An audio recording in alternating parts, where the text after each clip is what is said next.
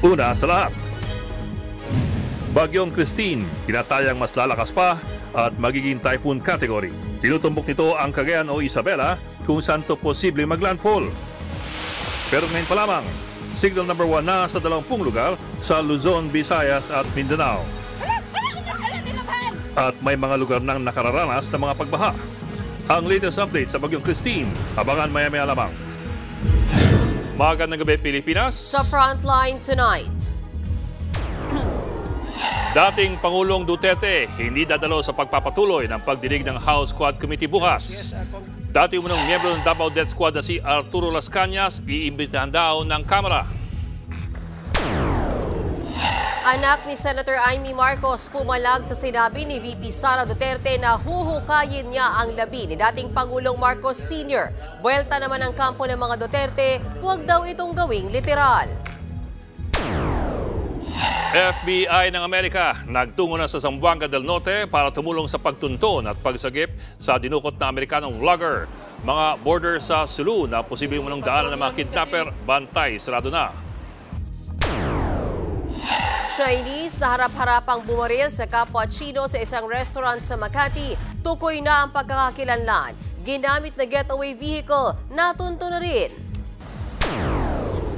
Sa Italy, kotse nilamon ng sinkhole na lumitaw sa gitna ng kalsada.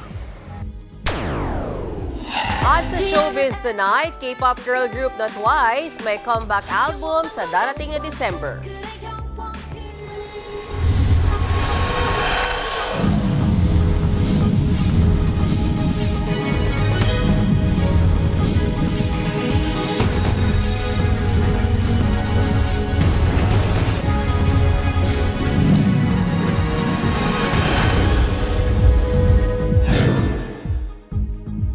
Pumalag kay Vice President Sara Duterte ang anak ni Senator Amy Marcos matapos pagbanta ng bise ang senadora na huhukay ng labi ng kanilang ama at itatapon sa West Philippine Sea. Git naman ang kampo ng mga Duterte, huwag gawing literal at bigyan ng mali siya ang mga pahayag ni VP Sara. Nasa frontline ng balitang yan, si Marian Enriquez. Huhukayin ko yung tatay ninyo. Itatapon ko siya sa West Philippine Sea. Ang mga salitang yan na binitiwan ni Vice President Sara Duterte sa press con niya noong Biyernes, posible raw maging dahilan para kasuhan ang bise. Binantaan daw noon ni VP Sara si Senator Amy Marcos na uhukayin ang labi ni dating Pangulong Ferdinand Marcos Sr. kung hindi ititigil ng mga Marcos ang pag-atake sa kanya. Matatanda ang noong panahon ng kanyang amang si dating Pangulong Rodrigo Duterte nang tuluyan ng mahimlay sa libingan ng mga bayani si Marcos Sr.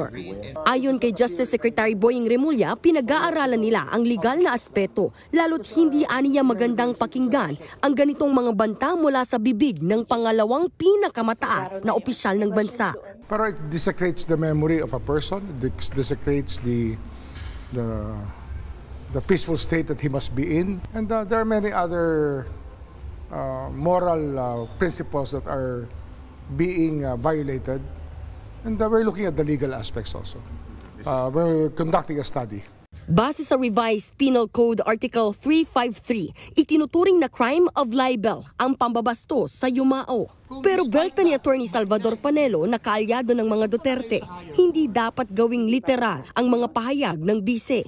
Huwag daw itong bigyan ng mali siya. Ano bang violation?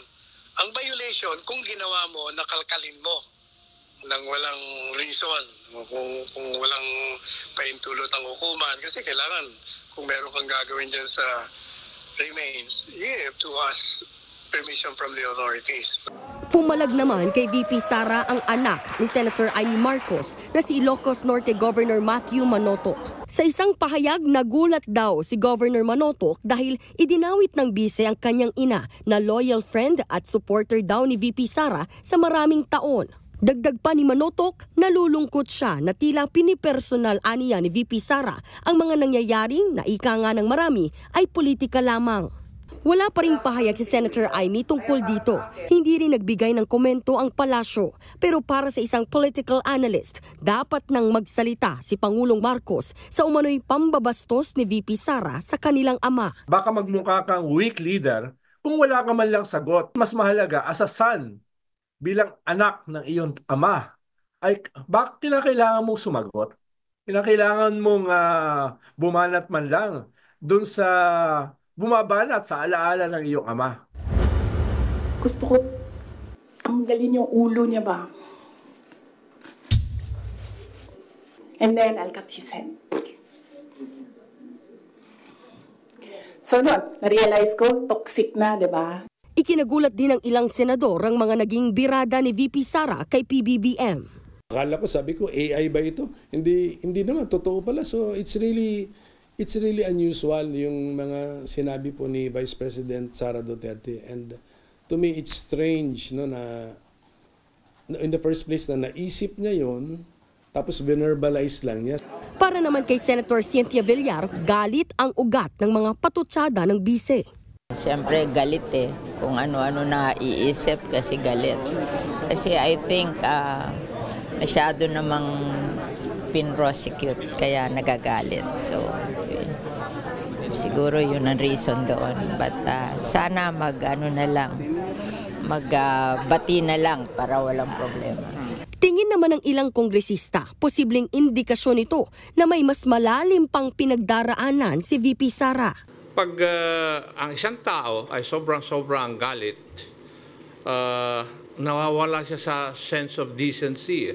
Yung how you manage yung hate sa iyong katawan at saka yung nasasaktan ka, it's also a test of your character. Di ba? Sa gitna nito, kumakalat ngayon online ang mga video ni VP Sara na sumasayaw. Naka-all black, naka-makeup at naka-koronang butterfly pa ang pangalawang pangulo kasama ang iba pang babae.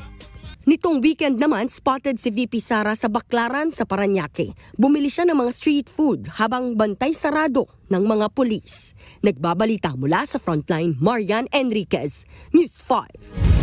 Maraming kontrobersyal na pahayag si VP Sara Duterte sa kanyang press conference noong Biyernes at isa sa mga ito ay kwento umuno tungkol po sa relo. Ayon kay VP Sara, hiniling daw ng isang graduate ang relo ng presidente bilang graduation gift. Ang sabi daw ng graduate, Mr. President, can I have your watch as a graduation gift? Nagalit daw si VP Sara sa sagot umano ng Pangulong Bongbong Marcos na why would I give you my watch? Mukhang ang nasabing insidente ay nangyari sa nakaraang graduation ng Philippine Military Academy. Sa mga nakapanood sa pahayag ni VP Sara, may mga nagtanong, bakit naman hindi binigay ng Pangulo ang kanyang relo sa nasabing kadete? Pero para naman sa iba, ang mas malaking tanong, bakit hihingi ng kadete ang relo ng kanyang Commander-in-Chief? Parang maliit lamang na issue pero labis itong kinagalit ni VP Sara na gusto raw niyang tanggalan ng ulo ang Pangulo. Nagtanong po kami sa mga opisyal ng AFP na graduate ng PMA kung merong gantong tradisyon sa PMA na baka lang hindi natin nalalaman. Ang sabi po nilang lahat, walang ganong tradisyon. Ang dagdag pa ng isa, baka biro lamang ito. Gayunpaman, kakaibang biro ito sa isang institusyon na malaki ang pagpapahalaga sa otoridad at sa chain of command. Sa karanasan kasi ng maraming reporter, ang tanging mahilig humingi ng iyong relo ay hold-upper o kaya ay Abu Sayyaf. Pero kung tutusin kasi, ang ama ni VP Sara ay nahilig sa pagbibigay ng mga relo sa mga sundalo. Taong 2019, binigay ng Pangulong o ng dating Pangulong Duterte ang kanyang relo kay graduating cadet Alberto Hulakit dahil hiningi raw ito mula sa Pangulo. At nung Marawi Siege naman, binigay ni Pangulong Duterte ang kanyang relo sa isang sundalo. Ganon din ang ginawa niya sa pagbisita sa isang kampo sa Northern Samar noong taong 2018. Pero ang hindi po malinaw kung ano ang konteksto ng umunoy paghingi ng kadete ng relo mula sa Pangulong Bongbong Marcos. Bagay na ayon sa ilang PMA graduates na nakausap namin ay hindi nila iisiping gawin. Pero meron pang isa pang posibleng paliwanag ayon po sa isang retiradong opisyal ng Armed Forces of the Philippines. Pinag-uusapan daw kasi ito ngayon sa mga group chat ng mga PMA alumni. May bagong tradisyon daw na sinisimulan ang mga batang kadete na hindi po tungkol sa literal na relo. Dahil tungkol daw ito sa ibang klaseng watch. Parang, can you watch my back? O bantayan mo ang aking likod. Sa konteksto kasi ng militar, ang watch ay ang bantay o yung nakaposte kung saan iaasa ng mga kapwa sundalo nila ang kanilang mga buhay. Pag sinabing I have the watch, lalo na po sa Navy, ang ibig pong sabihin yan, asahan mo na pagkakatiwalaan mo ako at hindi kita papabayaan habang ako'y nakagwardya. Posible kaya na ito ang isa sa mga konteksto ng pangyayari na lost lamang in translation. Maaari kayang ang hiling talaga ng kadete ay siguraduhin ng Pangulo na may nakabantay pa rin sa likod ng mga sundalo sa mga pagkakataong sila ay nakasabak sa panganib. Inulan ang ilang bahagi ng bansa bunsod ng bagyong Christine. Nagdulot yan ng kaliwat kanang baha at pagguho ng dike. Nasa frontline ng balitang yan si Gio Robles. Malakas na ulan na sinabayan ng pagbayo ng hangin. Ganyan nagparamdam ang bagyong Christine sa bayan ng Glan sa Sarangani. Maingat namang binagtas ng mga motorista ang kalsadang ito sa Tagbilaran, Bohol dahil sa gutter deep na baha. Lubog na rin sa baha ang ilang bahay. Nagmistulang ilog naman ang kalsadang ito sa Kidapawan City, Cotabato. Ang nakababad na labahin sa Batya, tinangay ng rumaragas ang baha. Sa Magpet, Cotabato naman, bumigay ang dike sa Barangay Batak kasunod ng malakas na buhos ng ulan at pagragasan ng tubig sa ilog. Dahil sa pagkasira ng dike, binaha at nasira ang mga bahay kubo. Nagtumbahan din ang mga puno. Napilitan na tuloy lumikas ang ilang residente. Pinasok na rin ng tubig ang mga bahay na ito sa Sagay City, Negros Occidental. Napalusong na rin sa baha mga motorista sa kalsadang ito sa Bacolod City. Ramdam na rin ang bagyo sa Rizal, Palawan. Stranded naman ang mahigit 400 pasahero sa Tabaco Pier sa Albay. Ipinagpaliban muna ang pagbiyahe sa dagat dahil sa malakas na ulan at malalaking alon. Posibleng sa Huwebes o Biyernes pa raw magbabalik biyahe sa lugar kapag bumuti na ang lagay ng panahon. Nagbabalita mula sa Frontline, Gio Robles, News 5. Mga kapatid, posibleng maging typhoon ang bagyong Christine bago po ito mag-landfall. Huli itong namataan 760 km silangan ng Katarman, Northern Samar. Taglay ng bagyo ang lakas ng hangin na 55 kph at bugso ng 70 kph. Naktaas po ang signal number 1 sa southeastern part ng Isabela, Aurora, northern and eastern portions ng Quezon, Polillo Island, Camarines Norte, Camarines Sur, Catanduanes, Albay, Sorsogon at Masbate. Pati na sa Ticao at Burias Island, Eastern Samar, Leyte, Biliran, Southern Leyte, Dinagat Island, Surigao del Norte at sa Siargao. Kumikilos ang bagyong Christine sa pahilagang kanluran sa bilis po na 15 kph. Ayon sa Metra Weather, sa Huwebes pa lang ito ay posible na itong maglandfall sa Cagayan o sa Isabela. Malawak ang sirkulasyon ng bagyo, kaya't posibleng sa Miyerkules ay makaranas na ng malakas na ulan ang buong Luzon, kabilang po ang Metro Manila. Posibleng magtagal ang mga pag-ulan sa Biyernes kung kailan posibleng lumabas ng Philippine Area of Responsibility ang bagyong Christine. Hindi na pinapayagang maglayag ang mga maliliit na sasakyang pandagat sa eastern seaboard ng Southern Luzon at sa Visayas. Ayon pa sa Metra Weather, posibleng umabot na hanggang 7 metro ang storm surge sa extreme northern Luzon dahil po sa bagyong Christine. Kaya't iba yung ingat mga kapatid. Good news naman sa mga kapatid nating motorista. Matapos ang sunod-sunod na linggong taas presyo, kasado na bukas ang bawas presyo sa petrolyo. 70 centavos ang ibababa sa presyo ng kada litro ng diesel, habang 50 centavos naman ang tapyas sa kada litro ng gasolina at 85 centavos sa kada litro ng kerosene. Paliwanag ng Department of Energy, ang rollback ay bunsod ng humuhupang tensyon sa Middle East at pagbagal ng ekonomiya ng China. Patay ang 2 batang magkapatid sa nasunog ng bahay sa Baguio City. Habang sa Parañaque, aabot sa 40 pamilya ang nasunugan. Nasa frontline na balitang yan si Gary De Leon. Nilamon na nga po yung mga bahay sa iskinitang ito sa Barangay San Dionisio, Parañaque City kaninang madaling araw. Walang sinayang na oras ang mga bumbero. Higit 3 oras ang inabot bago tuluyang naapula ang sunog. Sa tala ng Parañaque Fire Station, 20 bahay ang natupok. Nasa 40 pamilya o higit 100 residente ang nawalan ng tirahan. 2 naman ang sugatan. Iniimbestigahan pa ang sanhi ng sunog. Sa Barangay Irisan sa Baguio City naman, nasawi ang magkapatid na 6 at 7 taong gulang sa nasunog nilang bahay. May kapansanan sa pag-iisip ang 2 batang lalaki. Ayon sa Bureau of Fire Protection, mabilis na kumalat ang apoy sa bahay dahil gawa ito sa kahoy. Posible umunong suffocation sa usok ang ikinamatay ng mga biktima. Ayon naman sa barangay, nagsimula ang sunog sa pinaglaruang posporo ng mga bata. Nagbabalita mula sa Frontline, Gary De Leon, News 5. Nakita ng sinakyan ng Chinese na walang haba sa namaril sa kapwa niya Chinese sa Makati City. Sa video na ito, noong Webes, makikita ang pwersahang lumabas ng gate ng isang restaurant ang getaway vehicle. Diyan sumakay ang suspect na si Wang Danyu habang tumatakas matapos niyang pagbabarilin ang isang kapwa niya Chino. Kahapon natagpuan na sa Parañaque ang sasakyan ng gunman.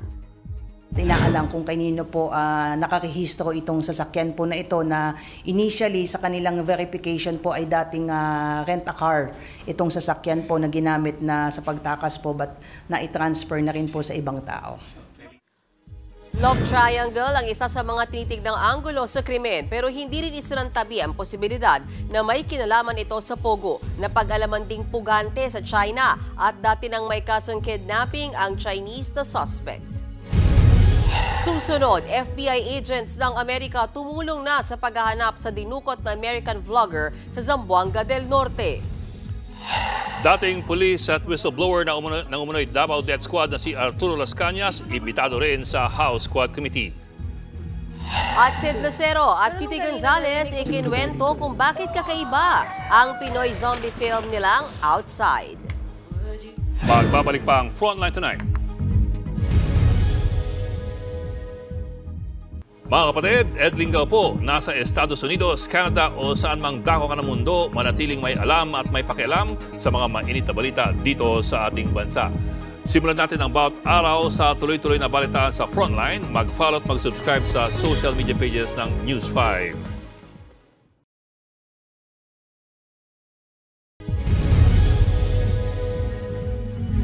Tumutulong na rin ang Federal Bureau of Investigation or FBI ng Amerika para hanapin ang dinukot na Amerikanong vlogger sa Zamboanga del Norte. Mahigpit na rin ang seguridad sa mga lugar na posibleng daanan ng mga kidnapper, gaya na lamang ng probinsya ng Sulu. Nasa Frontline balitang yan si Kerry Cator. Bantay sarado ngayon ng Philippine Army at Philippine National Police ang mga border ng probinsya ng Sulu. Mahigpit ang ipatutupad na seguridad kasunod ng pagdukot sa American national at vlogger na si Elliot Eastman noong October 17 sa Sibuco, Zamboanga del Norte. Ayon sa isang testigo, isinakay si Eastman sa isang motorbangka matapos siyang barilin sa hita ng mga kidnapper. Nauna nang sinabi sa inisyal na investigasyon na posibleng sa direksyon ng Basilan at Sulu nagtungo ang grupo ng nangidnap. Bagay na hindi nagustuhan ng probinsya ng Sulu, lalo't mahigit isang taon na rin mula ng deklarang Abu Sayyaf Group Free ang lugar na kilalang sangkot doon sa kidnapping activities. Sa ngayon, wala naman umanong nakikitang indikasyon ang mga otoridad na nakapasok sa Sulu ang mga kidnapper. Yung mga yan, huwag tayo mag-conclude kaagad kung nasaan. Hintayin natin ang competent authorities to determine kung nasaan talaga. Samantala, kinumpirma ng PNP na may lead na sila sa 2 persons of interest. Iniimbestigahan din nila kung posibleng may koneksyon ang mga ito sa grupong Abu Sayyaf o ibang terrorist group sa Zamboanga Peninsula at Bangsamoro Region. Isa rin ang tinitignan natin kung normally sa mga kidnapping case involving yung sinasabi nating grupo ay hindi naman nila sinasaktan. Initially yung kanilang mga kinikidnap, but this time ay sinaktan kaagad nung makita at nag-resist itong biktima ay sinaktan kaagad and in fact binaril nga siya. So these are the things na kinukonsider po ng ating mga investigating unit whether ang purpose po ba talaga nung pag-abduct nitong biktima ay it's really a kidnapping for ransom. Nagpadala na rin ng mga tauhan ang Federal Bureau of Investigation o FBI ng Amerika para tumulong sa pagtunton at pagsagip sa kidnap victim. Ayon kay Senate Majority Leader Francis Tolentino na nagtungo rin sa Sulu, wala na dapat puwang sa bansa ang mga ganitong klase ng kriminalidad. Anything that will disrupt the peace is anathema to what the government envisions to have an economic takeoff. So dapat tulong-tulong tayo sa kapayapaan. Nagbabalita mula sa Frontline, Kerry Cator, News 5. Hinatulang guilty ang 17 miyembro ng Abu Sayyaf na sangkot sa pagdukot sa 21 biktima sa Sipadan, Malaysia. Sa desisyon ng Taguig City Regional Trial Court, sinentensyahan sila ng reklusyon perpetua o 40 taong pagkakakulong sa bawat 21 counts ng kidnapping at serious illegal detention with ransom. Noong April 2000, dinukot ng Abu Sayyaf Group ang mga biktima sa Malaysia. Dinala sila sa Hulo, Sulu at humingi ng ransom sa kanilang mga kaanak. Pinalaya kalaunan ng mga bihag matapos mabayaran ang ransom. Iniimbitahan na ng House Quad Committee ang dating police at whistleblower ng umunoy Davao Death Squad na si Arturo Las Cañas sa pagpapatuloy ng pagdinig kaugnay sa war on drugs. Habang si dating Pangulong Duterte na inimbitahan din ng Kamara, hindi raw makakadalaw bukas. Nasa frontline balitang yan si Manan Enriquez.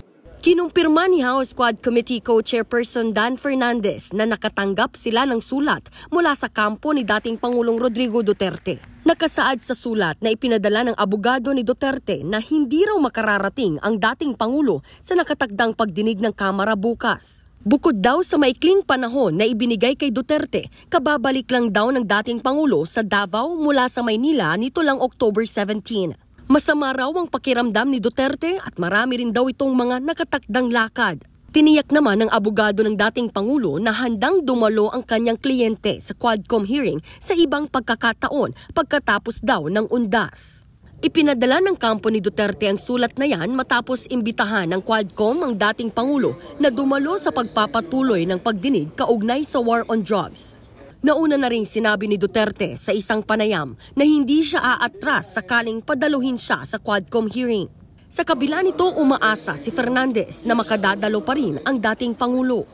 Hindi natin alam, baka biglang dumating siya or what. Alam naman natin ang former president, lagi may mga ganong, style yun. So, let's still hope na makarating siya para at least maliwanagan yung lahat. Bukod kay Duterte, sinubukan ding imbitahan ng Kamara ang dating pulis at umaming miyembro ng umunoy Davao Death Squad na si Arturo Las Cañas. Si Las Cañas ang nagbunyag na si dating Pangulong Duterte ang nasa likod ng Davao Death Squad.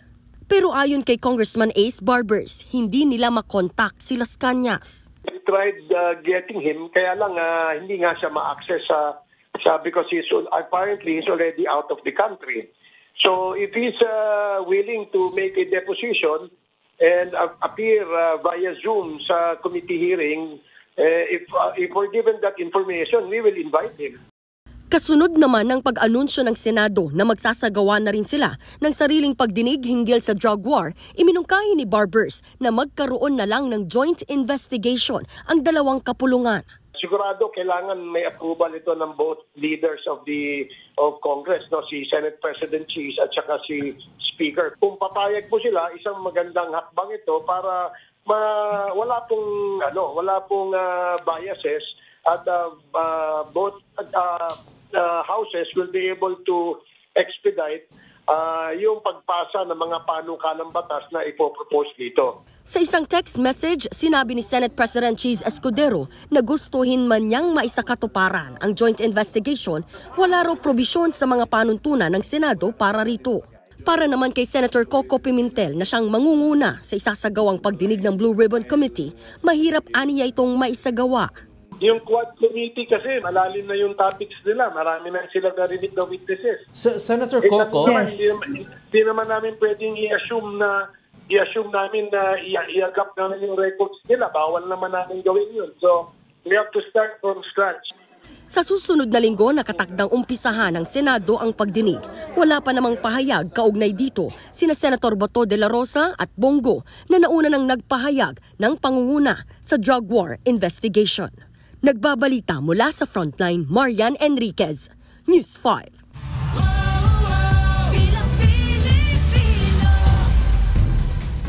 Tatakbong independent candidate sa pagkasenador si Pastor Apollo Kibuloy sa Bilang Pilipino 2025. Yan ay matapos siyang kumala sa Workers and Peasant Party o WPP.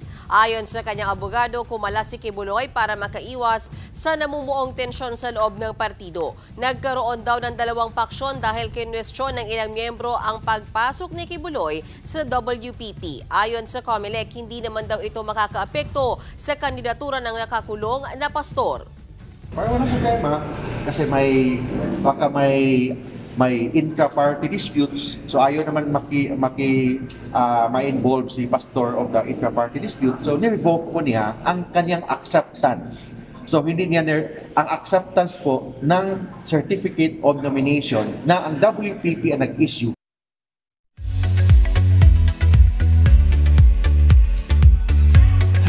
Showbiz tonight na tayo. Ang pelikulang Outside ni Sid Lucero at Beauty Gonzalez, pang outside the box ang kwento, kaya #1 ngayon sa Netflix. Yan at iba pa sa report ni MJ Marfori. Mula sa mga aksyong eksena sa TV5 serye na Lumuhod Ka sa Lupa, hanggang sa bago niyang horror and zombie drama film na Outside, talaga namang namamayagpag ang career ni kapatid star Sid Lucero.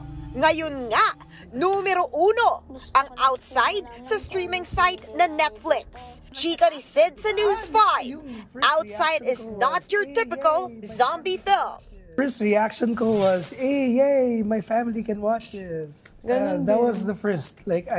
Like people close to me, I finally can show them what I've been doing. That's it, because they've had a hard time watching it, and it, like Billy said, it kind of slowly sunk in nga na, oh my gosh, this is the whole world. Speaking of Beauty Gonzalez, hindi raw madali ang pinagdaanan niya sa viral chop-chop scene ng pelikula. It's hard to chop a hand. Correct. Para magmukhang matigas at hindi. I requested for a pig's leg, yung paa ng baboy. Oo. Para lang mapakita ko doon, nahirap akong iputulin. Zombie apocalypse with a Pinoy touch. Umiikot ang istorya ng Outside. Tampok din dito ang family drama na makakaapekto sa samahan ng mag-asawang sina Francis at Iris, played by Sid and Beauty. At anak nila na ginagampanan naman ng teen star na si Marco Masa. Napapanood din ngayon si Sid Lucero sa Lumuhod Ka sa Lupa, 7:30 p.m. pagkatapos ng Frontline Pilipinas dito sa TV5. Proud to serve naman ang moto ngayon ni Batang Quiapo star Charo Santos Concho. Ganap ng reservist ng Philippine Air Force ang veteranang aktres. Caption nga ni Tita Charo, it's never too late to start something new. Napapanood ang nag-iisang Charo Santos Concho sa FPJ's Batang Quiapo tuwing alas 8 ng gabi dito pa rin sa Kapatid Network. May bagong update naman ang Queen of Talk na si Chris Aquino sa lagay ng kanyang kalusugan. Sinabi ni Chris sa kanyang IG na sumasailalim siya sa maraming test kabilang ang PET scan at wala naman daw nakitang senyales ng cancer. Good news yan para kay Chrissy, lalo't parehong nagka-colon cancer ang kanyang ina at lola. Pero patuloy pa rin ang laban ni Chris dahil naman sa kanyang autoimmune diseases at promise niya, #tuloy ang laban. Sabay anunsyo na may bago siyang show na ilo-launch bago matapos ang taon. Ibinahagi rin ni Chris ang plano niyang pagpapakasal sa kanyang non-showbiz doctor boyfriend. Nagbabalita mula sa Frontline, MJ Marfori, News 5. Susunod, mga nagbenta at bumili ng segunda manong sasakyan required mag-report sa LTO para hindi magmulta ng 40,000 pesos. Kotse nilamon ng sinkhole sa Italy matapos ang malakas na ulan. At K-pop group na Twice, kompletong magka-comeback sa December. Tutok lang mga kapatid dito sa Frontline tonight. Mga kapatid, Bean Los Baños po. Nasa Europa o saan mang dako ka ng mundo, manatiling may alam at may pakialam sa mga maiinit na balita dito sa ating bansa. Simulan natin ang bawat araw sa tuloy-tuloy na balitaan sa Frontline. Mag-follow at mag-subscribe sa social media pages ng News 5.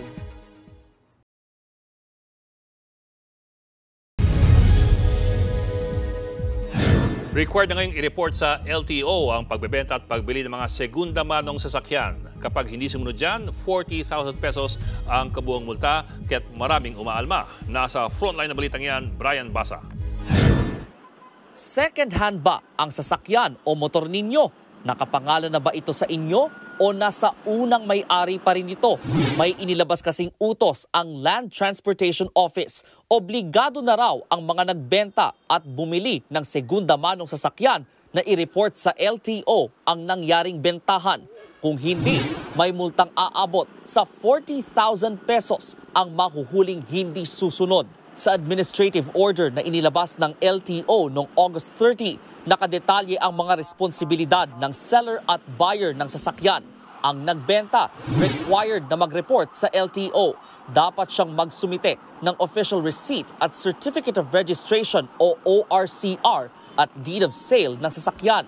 Dapat ding magpakita ang seller at ang buyer ng kanilang ID. May 5 araw na palugit para kumpletuhin ang requirement na yan pagkatapos ng bentahan. Habang ang buyer, merong 20 working days para maipalipat ang pangalan ng may-ari ng sasakyan. Tig 20,000 pesos ang multa kung hindi nila nagawa ang mga naturang requirement. Marami pang motorista ang hindi nakakaalam ng bagong patakarang ito ng LTO. Kahit noong September 16 pa ito sinimulan, retroactive ang administrative order. Ibig sabihin, sakop nito ang mga nagbenta at bumili ng second-hand na sasakyan bago pa man inilabas ang utos. Grabe naman yan, mumulta ka nang wala sa ayos. Lalo na yung pinagbila mo ng motor galing pa ng probinsya. Nakakagulat para sa amin na ganon, yung kalaki yung multa. Kailangan siguro mapag-aralan po mismo ng LTO kung paano po yung dapat maging proseso nung kanilang pinapatupad na batas na yan. Para sa isang urban transport expert, walang point ang kautosang ito. Red tape lang daw ito o pampatagal ng proseso. I think they're really excuse. They want to terrorize motorists para they come across at manikluhon sa kanila. Paglilinaw naman ng LTO, legal ang batayan ng administrative order. Katunayan, alinsunod ito di umano sa Motorcycle Crime Prevention Act. Under our law, in case of accident po, ang liable po dyan is the registered owner. Malaking abala na po yan para po sa mga nagbenta ng sasakyan. Pag-aaralan naman daw ng LTO ang pagpapalawig ng deadline para sa mga dati nang nagbenta at bumili ng segunda manong sasakyan bago pa man inilabas ang kautusan. Hindi rin daw agad babawiin ang lisensya ng mga mahuhuling lalabag, pero magkaka-record sila sa LTO. Nagbabalita mula sa Frontline, Brian Basa, News 5.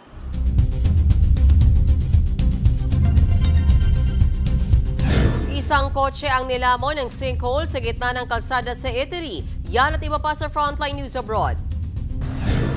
Biglang lumitaw ang malaking sinkhole na ito sa isang kalsada sa Italy. Pinasok ng baha ang sinkhole. Ang masaklap, meron ditong nahulog na kotse. Maswerte ang hindi naman nasaktan ang mga sakay ng nahulog na sasakyan. Napatigil naman ang iba pang mga motorista. Lumitaw ang sinkhole sa kalsada kasunod ng malakas na pag-ulan. Sa kuhang ito naman ng CCTV sa Houston, Texas sa Amerika, makikita ang maliit at kumukutitap na ilaw na ito sa kalangitan. Maya-maya pa dumiretso ito sa isang tore at bumangga. Dito na biglang nagliwanag sa himpapawid. Isa palang helicopter ang bumangga sa isang radio tower. 4 ang namatay, kabilang ang isang bata. Patuloy pang iniimbestigahan ang insidente. Dumaan sa isang kilalang fast food restaurant si Republican presidential candidate Donald Trump. Hindi para kumain kundi para maging crew. Si Trump mismo ang nagluto ng french fries at nag-abot ng mga order sa drive-thru. Patama raw ito ni Trump sa kalaban niya sa pagkapangulo na si Vice President Kamala Harris. Sinabi ni Harris na nagtrabaho siya sa isang fast food restaurant noong siya'y nasa kolehiyo. Pero giit ni Trump, hindi raw ito totoo. Si Harris naman binisita ang isang Baptist church sa Georgia. Nanawagan siya roon ng pagkakaisa at pagsasabuhay sa karapatang bumoto. Kinantahan din dito si Harris na nagdiwang ng kanyang kaarawan. Sa November 5 na idaraos ang US presidential elections. Nagbabalita mula sa Frontline, Rainiel Pawid, News 5.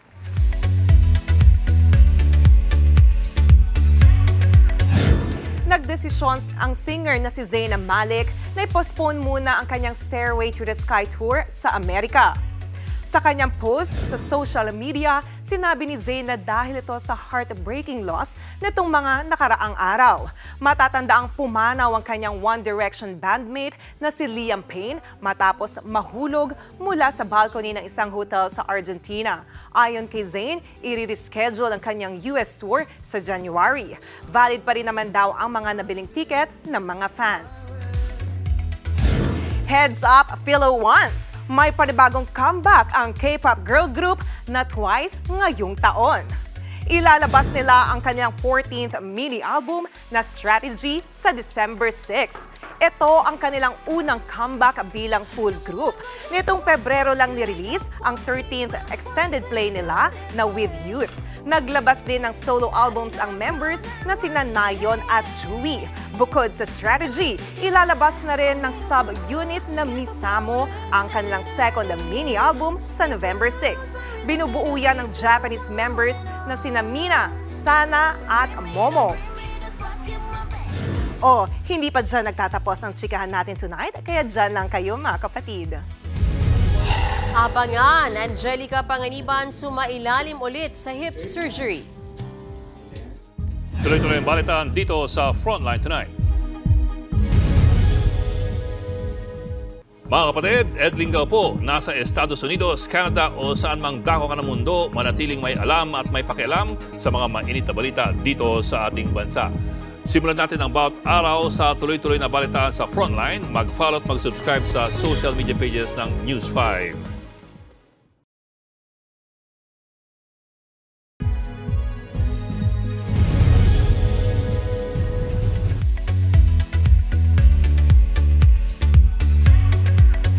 Umarangkada na sa chikahan with bonggang papremyo ang bagong kapatid game show na Quizmosa. Sa members ng grupong Bini, sino ang may Chinese zodiac sign na horse? Ano sagot mo? Bini Aya. Ang tamang sagot ay Bini Maloy. Pero huwag ka malungkot, mag-uuwi ka pa rin ng 20,000 pesos. Congratulations! Kamay nga nito. Buena manong chika winner ang actor-comedian na si Nico Natividad na nag-uwi ng 20,000 pesos. Natanong din ang ilang latest chika tungkol sa mga artistang sina Zanjo Marudo, Kim Chu, Kobe Paras at Kailin Alcantara. Tutukan ng Quizmosa, Lunes hanggang Sabado, 2:30 p.m. pagkatapos ng Itbulaga sa hapon, champion ng TV5. Muli namang sumailalim sa hip surgery ang aktres na si Angelica Panganiban. Sa kanyang latest vlog, ibinahagi ni Angelica ang kanyang pagpapa-opera sa balakang noong October 10. Kasunod yan ang una niyang hip surgery noong July. Last year nang ibunyag ni Angelica na na-diagnose siya ng avascular necrosis o bone death.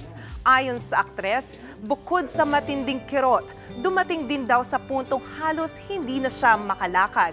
Payo ni Angelica sa mga taong nakakaranas din ng kaparehong sakit, huwag matakot magpa-opera. At yan ang latest and hottest sa showbiz tonight. Ako si Jania Lipon. Happy Monday, mga kapatid!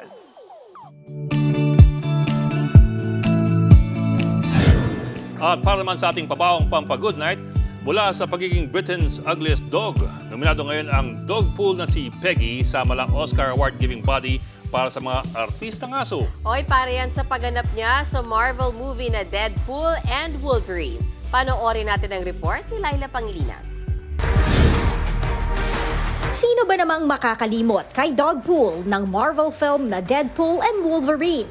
Yan ang 5-year-old puggies na si Peggy. At alam nyo bang siya rin ang itinuturing na ugliest dog ng Britain? Pero hindi yan naging hadlang sa pagiging star ni Peggy.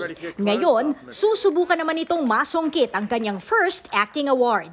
Nominado ang fur baby sa Incredible Dogs on Screen o FIDOS Award na kumikilala sa mga natatanging pagganap ng mga aso sa mga pelikula at telebisyon sa United Kingdom.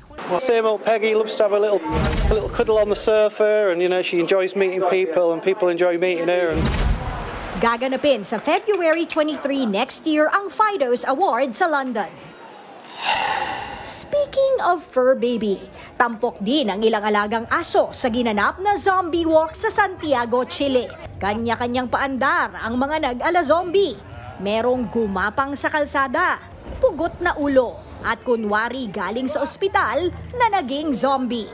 In fairness, it's giving zombie apocalypse for real. Nagbabalita mula sa Frontline, Laila Pangilinan, News 5. Mukhang zombie ang aso eh. Seriously. But at least, diba? masikat pa siya sa atin. Parang nasa Walking Dead yung... Natural na sa kanya, hindi na kailangan costume. Pero sana manalo siya, no? Oo. Sino kayo mga kalaban niya? Oo nga, no? It does make you wonder, diba? Interesting. Diba? Abangan sa Frontline Best tonight. actor na aso. Ano kaya kasi mga kalaban meron siya? Abangan natin. Okay, sige. Iba na tayo.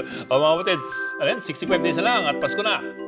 At yan pong 45 minutes pag-imas mga headlines. Balitaan at diskusyon para sa paghubog ng matalinong opinyon. Kami yung kasangga sa pagbabalita. Ako po si Mayan Los Baños. Ako naman po si Adling Gao. Magandang gabi.